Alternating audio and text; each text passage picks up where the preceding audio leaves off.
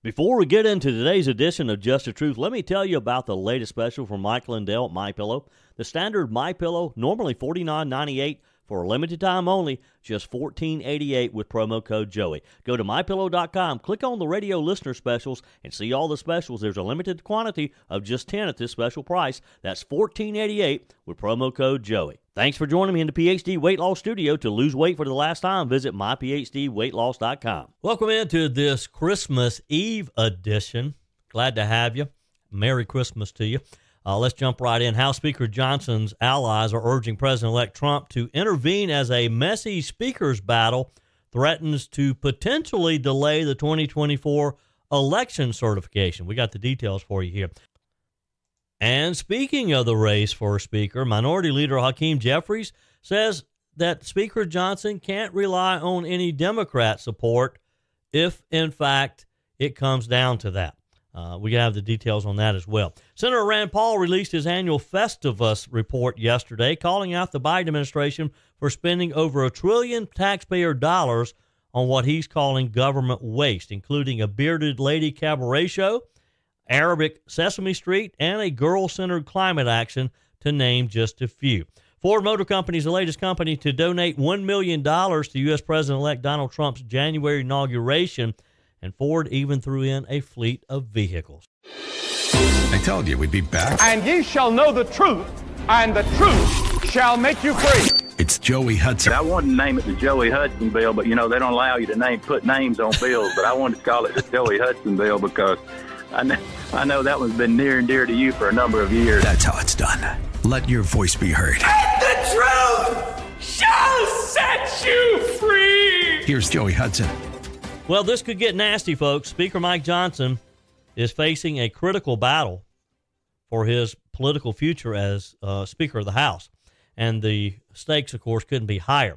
Allies of the Speaker are now urging President-elect Donald Trump to step in to publicly reaffirm his support for Johnson as House Republicans gear up for a January 3rd vote to decide whether or not Johnson will secure the Speaker's gavel for a full term. Here's the issue. Without a Speaker, Congress cannot certify the 2024 presidential election results, which is supposed to be done on January the 6th.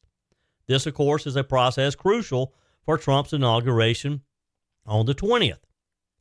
And this has prompted Representative Carlos Jimenez to warn, if we're not sworn in, we can't certify the election.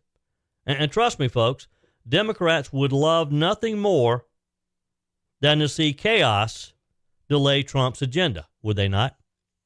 Some Republicans believe Trump's influence could make all the difference. Representative Pat Fallon, a Republican from Texas, suggested that President Trump should host Johnson at a Mar-a-Lago event, or at least publicly endorse him, and that this would send a strong message to some of the wavering Republicans. Fallon said it would be immensely helpful if President Trump chimed in now. Here's the problem. Speaker Johnson isn't just battling the Democrats, though. He's facing opposition within his own party, within the GOP. Remember Representative Chip Roy and some of the more conservative members of the House in the battle last week over the spending plan? Well, they're still fuming over Speaker Johnson's handling of the government funding. Roy blasted the latest funding bill, which passed narrowly last week. Still not happy with it, though. Representative Thomas Massey and others have already stated they won't support Johnson for Speaker either. Not sure who they're going to support, but they're making it pretty clear it's not going to be Johnson. Adding to the drama, there are whispers that Trump himself is unhappy with how Johnson handled the bill last week, particularly his failure to pair spending measures with meaningful debt limit negotiations. Trump hasn't publicly mentioned Johnson since the vote, leaving many to wonder where he actually stands in the Speaker's race. But here's what's at stake, and here's where this could get dicey. A protracted battle for Speaker could literally paralyze Congress and delay Trump's, not only potentially delay the inauguration, but it could delay Trump from hitting the ground running on day one as he expects to do. Representative Claudia Tenney, she's a Republican from New York, said, without a Speaker, we cannot certify the election. That could delay the launch of Trump's overall agenda. Let's not forget, Trump and Johnson had a pretty strong relationship when Johnson was elected Speaker back in October. But if Trump doesn't step in, it could leave Johnson vulnerable to some of the challenges from the more conservative House Freedom Caucus and even some moderates who might look for alternatives, and it could get real messy. Senator Ted Cruz is defending the Speaker, calling him the most conservative Speaker of the House we've had in our lifetime. Cruz warned that if Johnson's toppled, we'll end up with a Speaker who's far less aligned with conservative values, and is encouraging his colleagues in the House to once again support Mike Johnson. Here's the bottom line. Trump's influence will likely determine whether Johnson survives the January 3rd vote. With a razor-thin Republican majority, Johnson can only afford to lose 3 GOP votes in order to maintain the speakership. Again, doesn't appear he can count on any votes from the Democrats, according to the minority leader. So here's the question. Will Trump publicly back Johnson and rally the party? Or are we going to have another chaotic speakers battle? What was it, like 15 votes last time when Johnson was finally elected? One other note on the speaker's race. Again, House Minority Leader Hakeem Jeffries, the top Democrat in the House, just publicly making it clear that he will not be throwing Speaker Mike Johnson a lifeline if things go south within the GOP. You remember last week's big funding fiasco. Speaker Johnson managed to cobble together a deal to keep the government running through mid-March, but not before facing a major revolt among some of the conservatives. Conservatives were furious about the attempt to passing a 1,500-page bill, calling it bloated, full of unnecessary spending. And as you know, that deal fell apart real quick. Democrats say that they were not consulted, though, on the new proposal and on the final deal that eventually passed. Hakeem Jeffries and his team, according to reports, were furious that Mike Johnson did not consult them on rewriting the bill. Of course, the second vote crashed and burned as well. Eventually, Johnson went back to the drawing board, struck a last-minute deal with some of the Democrats to avoid the government shutdown. Now Jeffries is saying, don't expect us to save you. On MSNBC's Inside with Jen Psaki, he ripped into the speaker, saying there will be no Democrats available to save him or the extreme MAGA Republicans. We will not save them from themselves. Again, this is probably going to get messy if Speaker Johnson can't hold the House GOP caucus together. We've seen this before, right? Remember what happened with Kevin McCarthy? He was ousted by a mutiny led by then Representative Matt Gaetz. That chaos left the House paralyzed for nearly a month before Speaker Johnson managed to secure enough votes to win the gavel. It wasn't exactly smooth sailing. Again, took 15 rounds of voting to get him there. I'm not so sure that wasn't a record. Now, granted, Johnson's no stranger to a tough fight, but can we really afford another one? Can we really afford a tough fight at this point in time when we're supposed to be united behind President Donald Trump? We'll see. And look, I don't believe that Hakeem Jeffries is just making a threat here. I think he's just really upset that Speaker Johnson left him out of the loop on negotiating for the budget deal. I think the Democrats will do anything they can to make Mike Johnson's life harder. We'll see. Ford Motor Credit is the latest company donating $1 million to the January inauguration of Donald Trump, and they're throwing in a fleet of vehicles as well. Policies on tariffs, electric vehicles that are being considered by the incoming administration, of course, would affect all of Detroit car makers, potentially Ford, who's struggling to ramp up and sell their battery-powered models. Hasn't gone too well. Trump has proposed significant tariffs on imports from Mexico and Canada, as well as killing an EV tax credit that benefits Ford. Ford CEO Jim Farley told reporters earlier this month that he was optimistic that Trump would be open to hearing the U.S. automakers' perspectives on these actions. He said, given Ford's employment profile and importance in the U.S. economy and manufacturing, you can imagine the administration will be very interested in Ford's point of view. Other large companies, including Amazon, Meta, owner of Facebook, have donated to the upcoming inauguration, each of them contributing $1 million. Trump raised $106.7 million for his 2017 inauguration. Probably going to take more than that this time around. Democrat President Joe Biden raised $61.8 million for his 2021 inauguration, with contributions from companies like Pfizer, AT&T, and Boeing. And you know, it makes me think, how was that money spent? Because remember, there really wasn't an inauguration of Biden, was there? Because of COVID. We were right in the middle of COVID, and most of the festivities were canceled. So I wonder how Joe Biden spent the $61.8 million, or where that money ended up. Maybe in his campaign fund that Kamala Harris just blew. Who knows? Coming up next, another large company is finally seeing the light, saying that they're going to rethink their DEI. Your comments are welcome on the Firmin Ford text line, 864-477-JOEY. That's 864-477-5639. Emails always welcome, joey@joeyhudson.com. If you've been putting off a visit to PhD Weight Loss, now's your time because it comes with an amazing free gift. Joey Hudson here. During December, the founder of PhD Weight Loss, Dr. Ashley Lucas, is giving the first 100 people to sign up for a consultation a free weight loss and energy supplement bundle. What a great gift. Do what I did. Take control now before heading into the indulgent holiday season. Get a grasp and avoid the holiday pounds. I dropped over 30 pounds, and I'm not worried about parties and overeating because my PhD coach taught me coping mechanisms to help me enjoy holiday events without gaining the weight. Best of all, I never took a weight loss drug. I'm not dependent on a prescription, and I was never hungry. PhD Weight Loss is not about depriving yourself. Lose the awful belly fat, gain energy, and avoid weight-related health issues. You will feel so amazing about yourself and truly enjoy the holiday season. PhD Weight Loss. Ask about the free gift when you book your consultation. Call 864-644-1900. That's 864-644-1900, or go to myphdweightloss.com.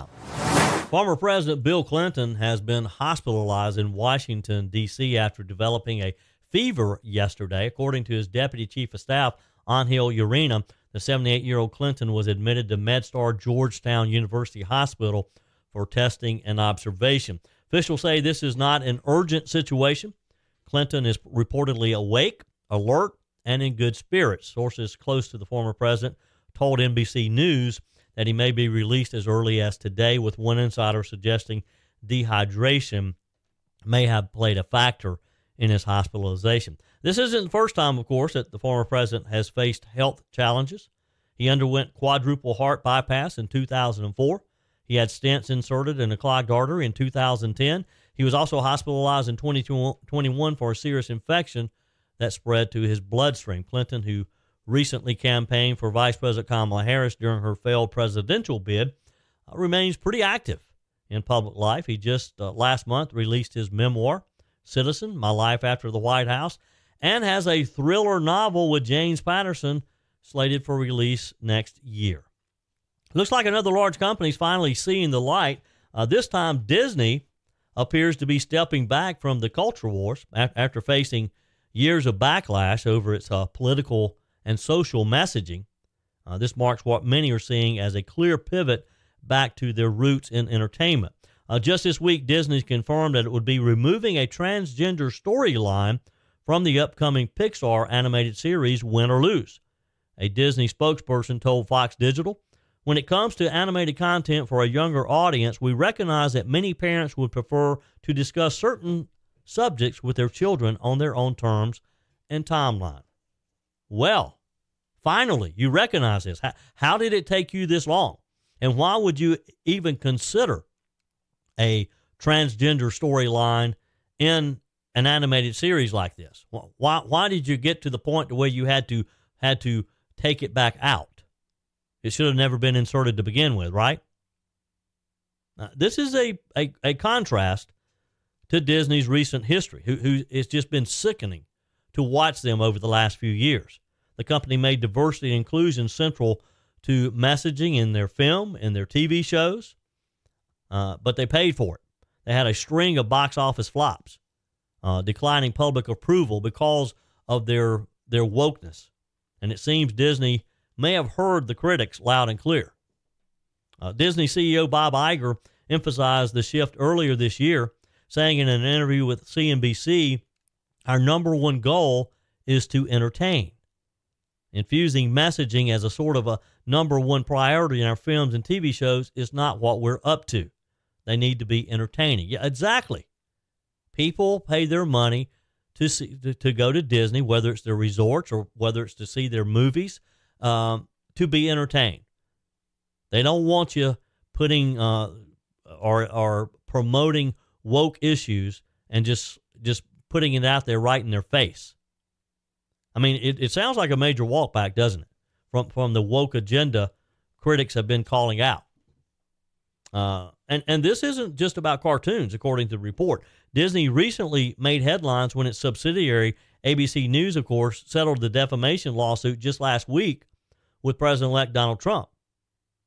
Trump sued after George Stephanopoulos falsely claimed on air that Trump was found liable for rape in the E. Jean Carroll case, when he actually was not found liable for rape. There's a big difference, and ABC ended up shelling out $15 million to Trump's presidential foundation and another $1 million for his legal fees. Critics on the left accuse Disney of caving to Trump. Others, like Charles Elson, a corporate governance expert, sees this as a sign that Disney's trying to get back to business basics, getting back to their core audience. Elson told the LA Times, "Politics is bad for business. Disney provides a product, entertainment. It shouldn't be about politics." And he's right. And how a company like Disney allowed themselves to be pulled into that political arena is just crazy to me. Has the damage already been done, though? Will you give Disney another chance? Text me, email me, joey@joeyhudson.com. Some people are saying they're done with Disney. Too little, too late. And if you look at some of the recent numbers, that seems to be the case. They had huge financial disappointments on films like Strange World and other recent efforts that lean heavily into their social messaging. Bottom line here is clear. Disney knows it needs to refocus on entertaining audiences if it wants to regain its magic and if it wants to regain its profits. As CEO Iger put it, the noise has quieted down. We need to be an entertainment-first company. Senator Rand Paul yesterday released his annual Festivus report. This is his annual review of government spending. He accused the Biden administration of wasting over $1 trillion in taxpayer dollars on what he calls outrageous and frivolous projects. The report highlights expenditures ranging from drag shows on climate change to funding foreign borders and just some quirky scientific research. Here's some examples. The administration allocated $10,000 to fund an ice skating drag show titled Beards on Ice, produced by Bearded Ladies Cabaret to promote awareness about climate change. Now, who in their right mind, first off, to promote climate change to begin with is just nuts. But when you have a bunch of bearded ladies, men dressed up as men, a drag show on ice to promote climate change, who comes up with this stuff? The next one, Arabic Sesame Street. USAID spent $20 million on Ahan Simsim, an Iraqi Sesame Street spinoff aimed at fostering inclusion and mutual respect among children. $20 million. Here's a good one. Kitten motion sickness research. Over $1.5 million was spent studying how kittens respond to motion sickness. Who cares? According to the report, researchers spun kittens around on tables, drilling holes in their skulls for the study. Now, that's just cruelty. How can they get away with that? Is that not cruel? Where's PETA? Makes me sick thinking about it. And again, who cares how kittens respond to motion sickness to begin with? Here's another good one, though. Lonely rats and cocaine. New York University received $400,000 from HHS to study whether socially isolated rats are more likely to use cocaine compared to their socially enriched counterparts. Do rats even know what cocaine is? This is nuts, folks. But hey, this is our federal government, and this is what Donald Trump is going to change. Your comments are welcome on the Firmin Ford text line, 864-477-JOEY. That's 864-477-5639. Emails always welcome, joey@joeyhudson.com. Speaking of the Firmin Ford text line, it's never been more important to support locally run businesses owned by people who actually live here in the upstate. Let me take a minute to talk with you about our friends at Firmin Ford. If you're looking for a new vehicle, maybe a great pre-owned vehicle, one you could trust, or maybe you're looking to order that special vehicle. Either way, if you want a new one, a brand new one, or a pre-owned that you can trust, the folks at Firmin Ford, they're there to help you. Their name is on the sign because their name is on the line, because every single transaction is important to them. Jim Firmin, Matthew Firmin. They do business the right way. When you stop by, when you give them a call, or maybe when you just send them a quick email, you're always going to have access to a member of the Firmin Ford family. And by the way, they also offer great service, and you're not going to have to wait weeks and weeks to get it done. And you do not have had to purchase your vehicle at Firmin Ford. Doesn't even have to be a Ford. They service all makes and models. Visit my friends at Firmin Ford online at firminford.com, firminford.com.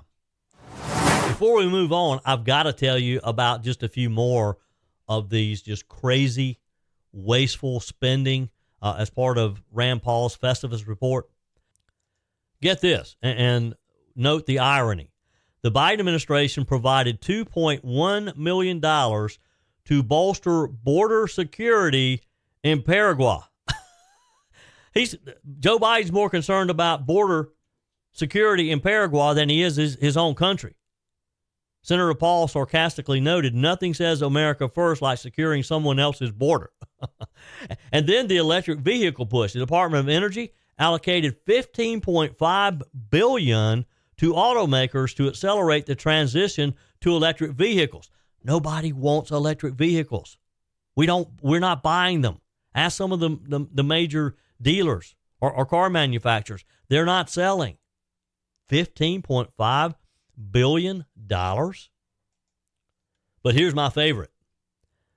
Nearly $400,000 was given to fund a podcast series on the evolution of magical beliefs and practices in the United States.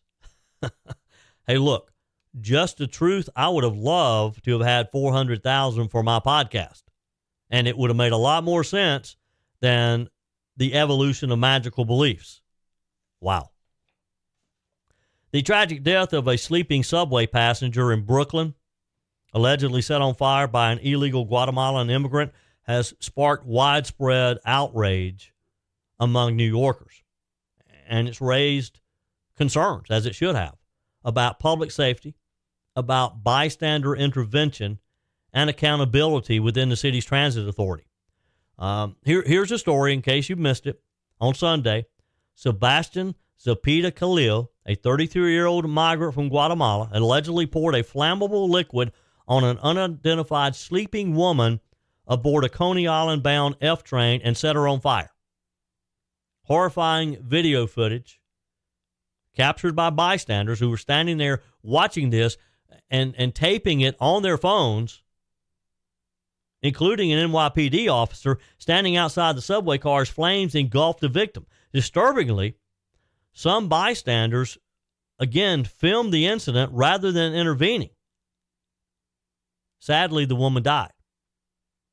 Zapita Khalil, who had previously been deported but re-entered the U.S. illegally, was arrested later at the 34th Street Herald Square station in Manhattan. You know, as I read these addresses out and these trains and all, it's really chilling. Because just a few weeks ago at Thanksgiving, I was at Herald Square. I rode the F train. In fact, I took the F train from my hotel uptown to the hotel where we were watching the Macy's Thanksgiving Day Parade. Now, this incident, of course, has prompted intense backlash. People talking about the failures in public safety, policing, and, of course, immigration enforcement. Guardian Angels founder Curtis Lewa says that the lack of intervention, the reason people stood around and watched this lady burn to death, he called it the Daniel Penny effect, referencing, of course, the legal ordeal of ex-Marine Daniel Penny and what he went through. He was charged after fatally choking a man during a subway altercation in 2023. Fortunately, Penny was acquitted last month, but it still has made a lot of people hesitate to step in during emergencies. Sliwa said there's no doubt that people don't want to get involved. People should have been running over to the woman on fire. They did nothing. It's sickening, isn't it? State Senator Leroy Comrie, who chairs the Senate committee overseeing MTA in New York, announced plans to investigate the apparent lapses in response, including the absence of a fire extinguisher on the train, and of course, the delay in police action. Comrie stated this tragedy reflects a larger systemic issue. There are too many mentally ill individuals who should be in facilities but are instead on the streets and subways. Oh, so I guess we're going to blame this on mental illness now. Was this illegal alien mentally ill? So we deported him to Mexico, but he was mentally ill and came back? Former Brooklyn Assemblyman Dov Hakeem called for Governor Kathy Hochul's resignation because of her failure to address safety concerns in the transit system. Now, you may recall, too, yesterday, that Governor Hochul, literally a couple of hours after this incident happened, text that the subways were safe. President-elect Donald Trump, newly appointed border czar, Tom Homan, went after the New York governor for her immigration and public safety policies following this horrific crime. Holman, speaking on Fox and Friends, lambasted Hochul for supporting sanctuary city policies and welcoming undocumented immigrants to New York. He said in his statement, "Governor Hochul, shame on you. There's nothing you can say that's going to make this right in New York. This is another example of an illegal alien killing an American citizen. It's almost a daily occurrence now because a historic number of criminal aliens are walking the streets due to this administration's policies in sanctuary jurisdictions." Holman recently met with New York City Mayor Eric Adams.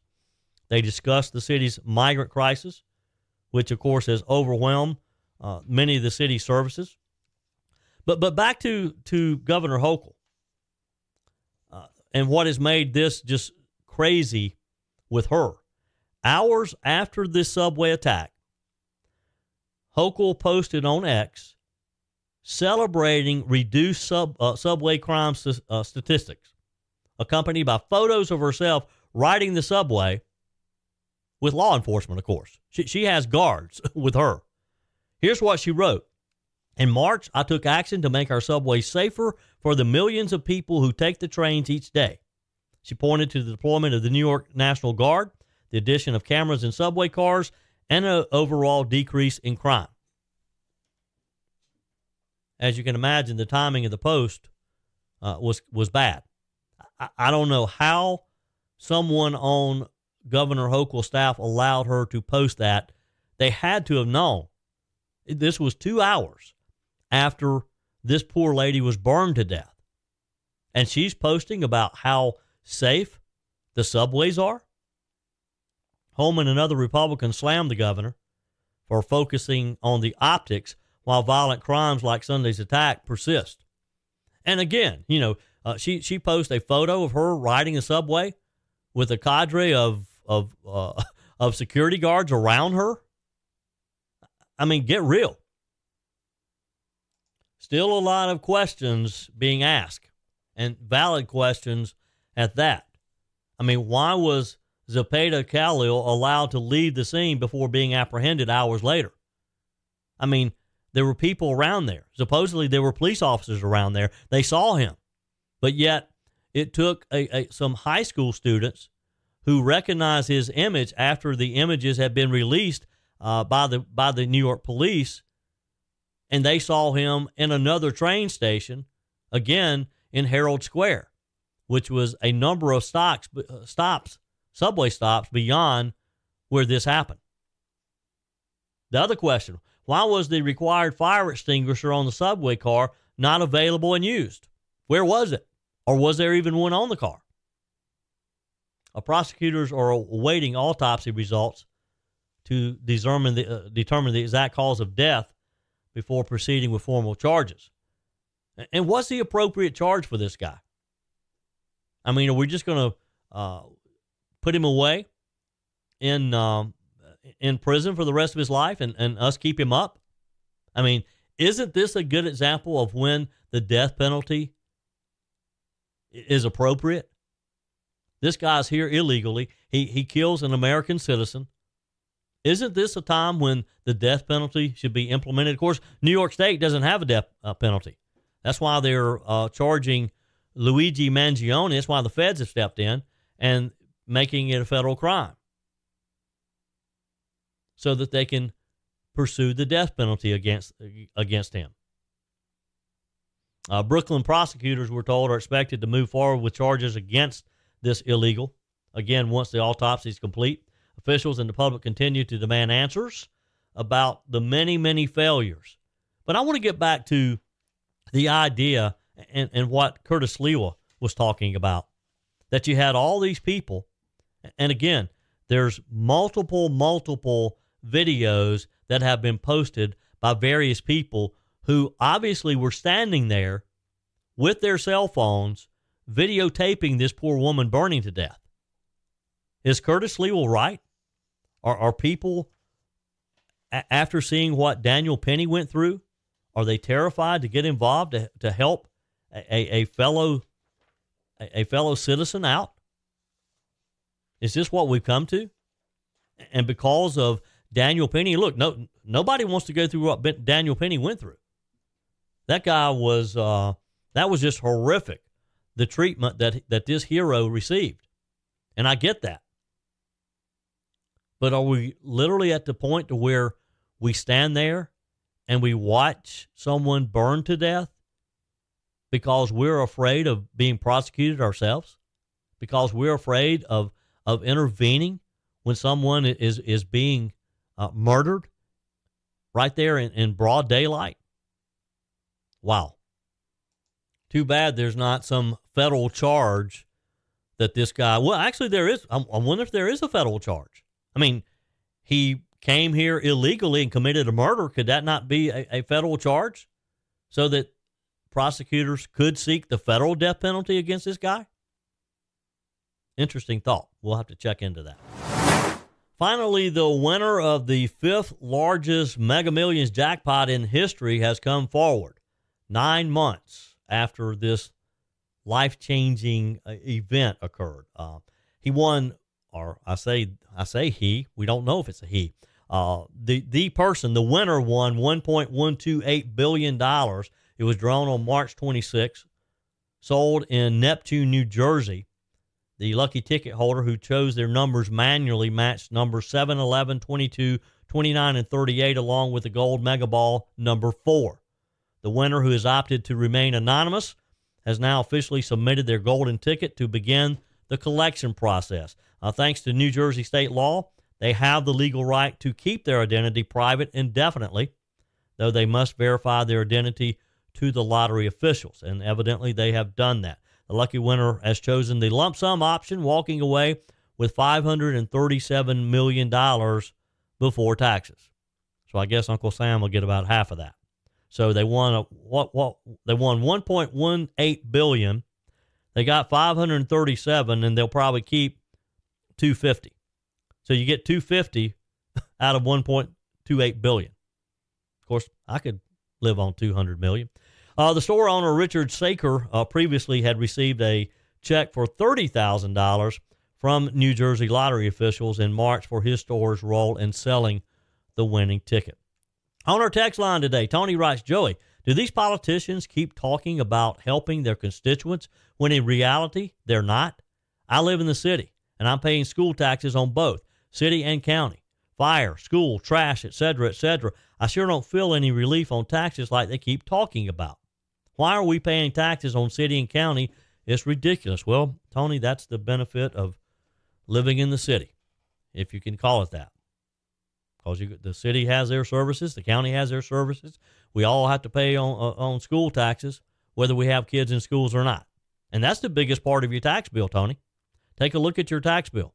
You'll see that schools are the largest chunk of those county property taxes. Texter says, oyster stew at Christmas Eve. My husband's family in Iowa had the same tradition. It was because it was cold enough to ship that time of the year. The texter's responding to, I said yesterday that one of our traditions in my family at Christmas was at my grandma Hudson's on Christmas Eve. We always had oyster stew. I don't know why.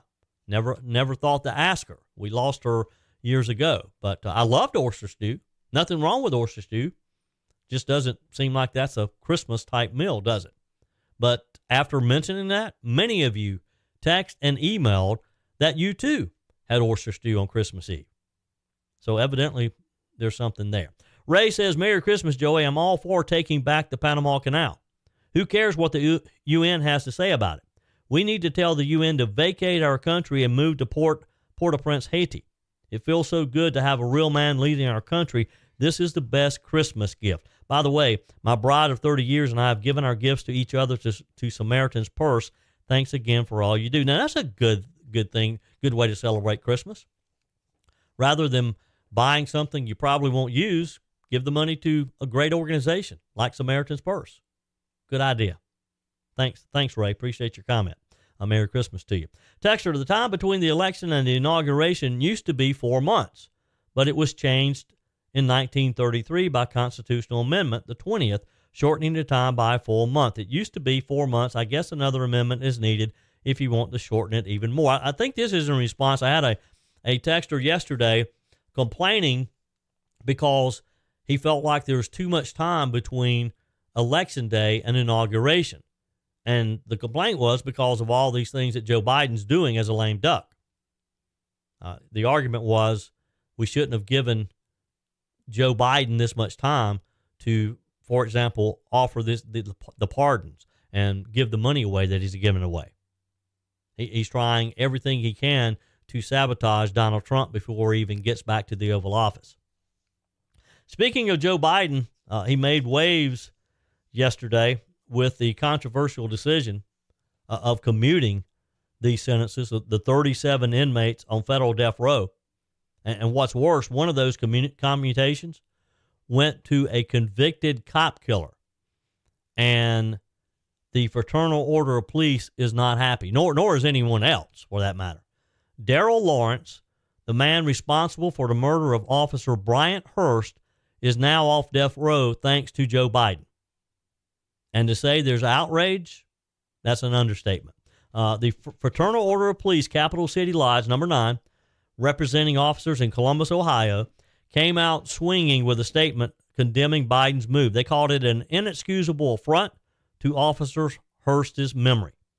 Brian Hurst was shot and killed in 2005 while working special duty at a bank where Lawrence was trying to rob. He was 33 years old, the officer was. Now, thanks to Joe Biden, this cop killer is getting a second chance with no execution hanging over his head. Brian Steele, the president of the Columbus chapter of the Fraternal Order of Police, said that this commutation undermines the justice that was rightfully served for Officer Hurst's murder. Doesn't stop there. Marissa Gibson, Officer Hurst's widow, called the decision distressing, saying that Lawrence's sentence was handed down by a jury of his peers, and it should have been upheld. She said this feels like a complete dismissal of the justice system, and who could blame her? You know, Joe Biden did not even consider the victims of these crimes. Now, it was one thing when he commuted the sentences of the 1,500 or so nonviolent criminals. But these people, have you read through the list at what some of these people did? Some of Biden's supporters have said that we shouldn't have been surprised, and they're probably right, because I had forgotten, but Joe Biden halted federal executions the day he took office in January 2021. He claims that this latest batch of commutations was made to prevent President-elect Donald Trump from carrying out executions once he takes office, which Donald Trump has promised he would do. Biden said, "In good conscience, I cannot stand back and let a new administration resume executions that I halted." Wow. Darrell Lawrence didn't just commit a robbery gone wrong. According to the former federal prosecutor who tried the case, Lawrence planned to kill Officer Hurst as part of the bank robbery. So what does this decision say about our law enforcement community? Or what message did Joe Biden send to law enforcement? What does it say to the families of fallen officers like Marissa Gibson, Officer Hurst's widow? And this isn't just one case. The bigger picture is this: Biden's decision to commute sentences of mass murderers and child killers, including Lawrence, including people like Jorge Avila Torres and Thomas Sanders, it sends a real dangerous message. It's criminal in itself, actually. These are kinds of criminals who committed heinous crimes. Avarella Torres sexually assaulted and murdered 2 young girls. Sanders kidnapped and killed a 12-year-old girl. These are not cases to just be dismissed. I don't care what your beliefs are on capital punishment. A jury of their peers found this guy guilty and sentenced him to death. And now Joe Biden threw him a lifeline. By commuting these sentences, Joe Biden is telling us that justice isn't what it used to be. He's opening the door for more of these kinds of decisions down the line. And the Fraternal Order of Police is right. This decision disregards the gravity of these crimes and diminishes accountability for those who target the brave men and women who serve in uniform and keep our community safe every single day. Shame on Joe Biden. That's it for today's edition of Just the Truth. Thanks for joining me in the PhD Weight Loss Studios. To lose weight for the last time, visit myphdweightloss.com. If you haven't joined my mailing list yet, visit my website, joeyhudson.com. Click on the Connect with Joey button so that you can receive our emails and the most up-to-date news. Also, join me on my YouTube channel. Be sure and like, comment, and subscribe. Just search for Joey Hudson. As always, thanks for spending a few minutes of your day with me. Do me a favor and forward this episode to a few friends. Just click on the share button and send to your contacts. We need to build an army of conservatives to win our country back, and we can do that by continuing to share the truth with our friends and family. Keep those comments coming via the Firmin Ford text line, 864-477-JOEY. Email to joey@joeyhudson.com, and I love your messages on the MyPillow message line. Again, that's 864-477-JOEY, 864-477-5639. Be sure and take advantage of the MyPillow special, just $14.88 on the standard MyPillows when you use promo code Joey. Order online at mypillow.com or call 800-893-4053. We're back again tomorrow and hope you'll plan to join us. Until then, remember, God's got this. He's still in control.